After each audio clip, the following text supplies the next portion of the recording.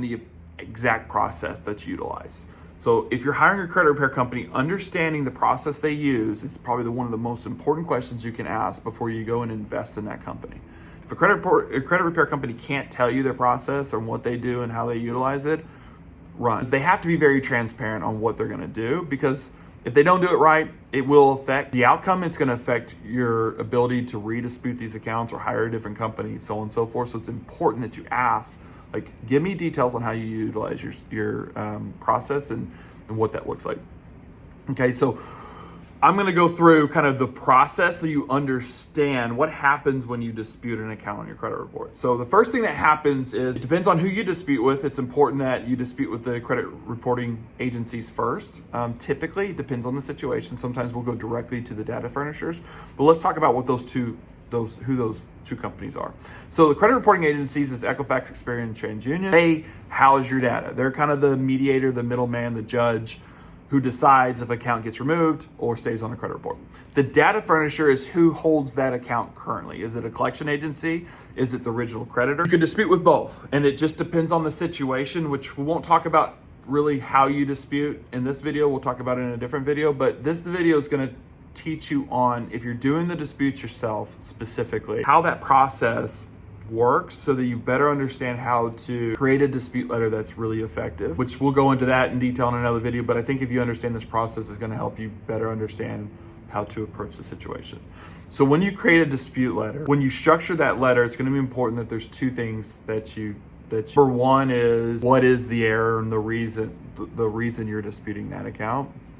And number two is the resolution. When you're talking about the credit repair process, when you do your dispute letter and you mail it in, and we're just talking about mailing because there's a lot of different methods. You can use fax, email, mail, and phone, and a few other methods, but that'll help you, allow you to dispute an account.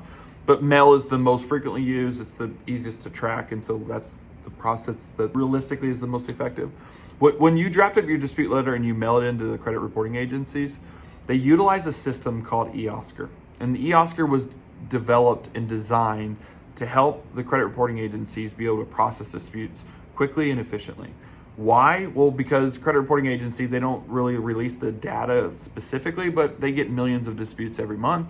And so for them to hire somebody to, open the envelope and then read the dispute letter and then send it to the data furnisher, that process is just not effective, and there's no better way to do it than have a machine essentially scan the letter and create it into a code. And that's what eOscar does.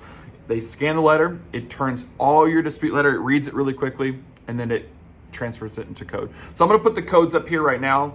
Feel free to screenshot it, especially if you're going to create your own dispute letter, so you better understand like how you initiate these codes within your dispute letter to make sure that when that letter is read, that they see what your goal is. You can look at these codes, like the very bottom one is one of the most utilized by us is 112 is, hey, this information's inaccurate. We want proof. And so that's one of the processes we use. But understanding that like everybody wants to make this perfect dispute letter or utilize dispute letters they found online, and they want to know what the perfect dispute letter is. The perfect dispute letter is the one that you create yourself. Because if you utilize a dispute letter that's online, like a template-based letter, just understand millions of people have utilized that letter. And the way that eOscar works is it will flag any dispute letter that's consistently something that they receive. So if it's not unique and fresh, then it's most likely going to get flagged as frivolous, and then they will never investigate that account. Well, I say never. The chances of them re-investigating that account is very unlikely, and that's where you start to get stuck.